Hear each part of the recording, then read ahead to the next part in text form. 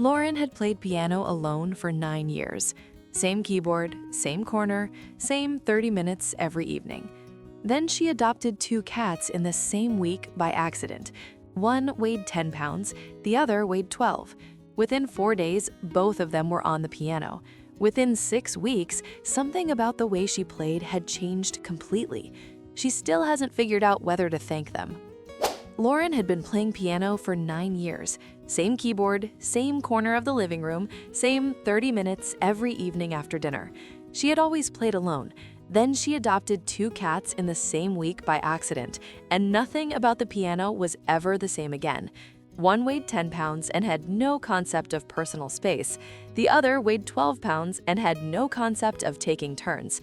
Together, they weighed 22 pounds of absolute chaos, and together they decided, within 4 days of arriving in Lauren's home, that the piano bench belonged to them. What happened after that was not what anyone would call convenient, but it was, without question, the best thing that ever happened to that corner of the living room. Their names were Milo and Cleo. Milo was a gray and white tabby, 10 pounds of soft opinions and boneless posture, rescued from an overcrowded foster situation where he had spent 7 months being overlooked by adopters who wanted younger kittens. Cleo was a calico, 12 pounds of orange and white and brown, and very specific ideas about where she was allowed to stand, rescued from a parking lot behind a grocery store where she had been living for an estimated 4 months entirely on her own terms. They had never met before Lauren brought them home 3 days apart. By the end of the first week, they had already claimed opposite ends of the couch, established a rotating schedule for the sunny patch by the window, and reached a wordless agreement about the water bowl that Lauren still doesn't fully understand. They were not immediately friends, but they were immediately and completely a household. The piano happened on day 4. Lauren sat down at the keyboard at 7:30 p.m. as usual. Milo was on the couch, Cleo was on the bookshelf. She played the first chord. Milo's ears rotated toward the sound. She played the second. Cleo jumped down from the bookshelf, walked the length of the room, and stepped directly onto the keys with her front 2 paws, producing a sound that Lauren later described as a note that does not exist in any scale. Lauren stopped. Cleo looked at her. Then Cleo sat down on the keys and tucked her paws under her chest. Milo, watching from the couch, stood up, walked over, jumped onto the bench, and lay down across Lauren's lap with his head resting on the edge of the keyboard, his chin approximately 1 inch from Cleo's tail. Lauren looked at the 2 cats occupying her instrument and her lap simultaneously. She had not planned for any of this. She sat there for a moment, both hands suspended above the keyboard, a calico on the keys, and a tabby across her lap, and made a decision that would quietly shape the next 3 years of her life. She played around them anyway. This became the arrangement, not because Lauren chose it, but because Milo and Cleo had chosen it first, and the matter was settled. Cleo took the keys. Not all of them, just the upper register, the right side of the keyboard where she could sit and watch Lauren's hands with the focused attention of someone supervising a project. Milo took the bench and Lauren's lap, which he treated as a single, continuous surface that happened to include a human. Lauren adapted.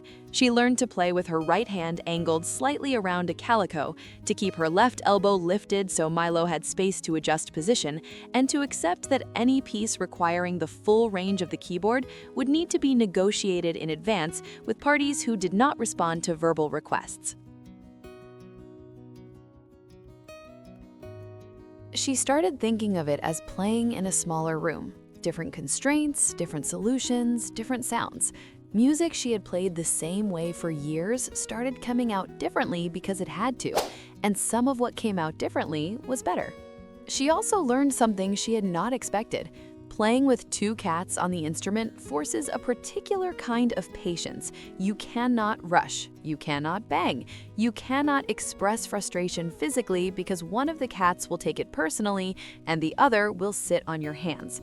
Lauren had always been a tense player. Her teacher had told her so for years. Shoulders up, jaw tight, the kind of playing that sounds technically correct and feels like work.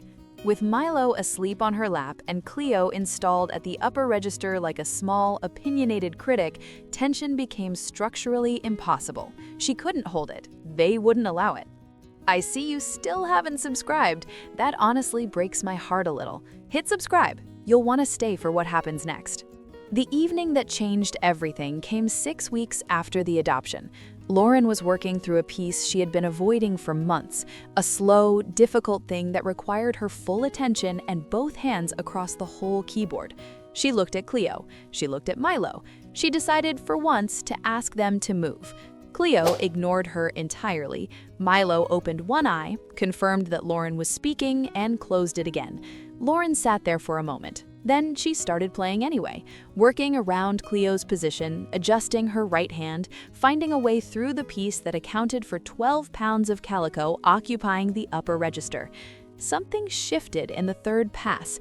The adjustments she had been making, the slight changes in angle and reach, had loosened something in her playing she hadn't known was locked.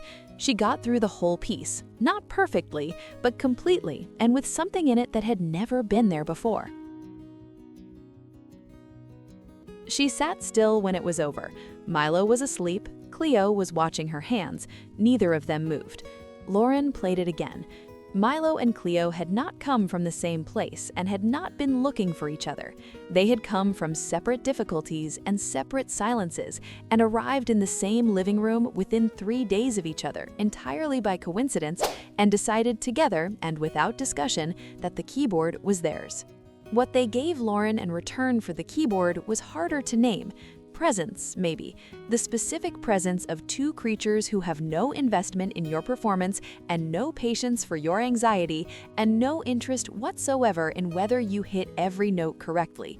They just wanted to be there, right there, in the middle of it, every single evening. If this one is staying with you, you're exactly who we make these for. Today, Milo is 4 years old and Cleo is 5.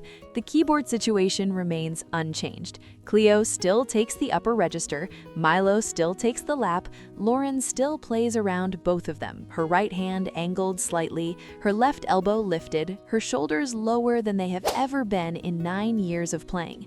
Her teacher noticed 6 months after the cats arrived. She said, "Whatever you changed, keep doing it." Lauren said she hadn't changed anything. Her teacher said something changed.